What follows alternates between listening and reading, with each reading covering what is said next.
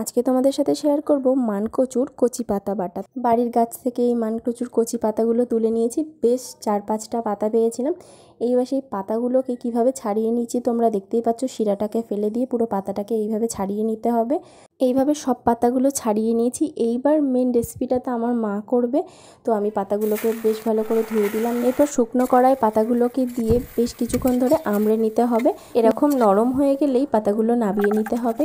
এরপর শিলনোড়াতে প্রায় 10-12টা রসুন আর 6-7টা কাঁচা লঙ্কা নিয়ে আগে থাকতে বেটে নিয়ে তারপর ওই আমড়ে নেওয়া পাতাগুলোকেও একসঙ্গে বেশ ভালো করে বেটে নিতে হবে। এই বাটার কাজটা শিলনোড়াতেই সবথেকে ভালো হয়, তো মা পুরোটা বেটে নিয়েছে। এরপর কড়াইতে বেশ কিছুটা সর্ষের তেল দিয়ে তার মধ্যে দিয়ে দিলাম কিছুটা কোচানো পেঁয়াজ। পেঁয়াজটা হালকা ভাজা হয়ে আসলে পরিমাণ মতো হলুদ গুঁড়ো দিয়ে একটু নেড়েচেড়ে বেটে রাখা পাতাটা দিয়ে পরিমাণ মতো লবণ দিয়ে বেশ ভালো করে ভাজা ভাজা করে নিতে, তাহলেই রেডি হয়ে যাবে এই রেসিপি। গরম ভাতের সাথে খেতে দারুণ লাগে।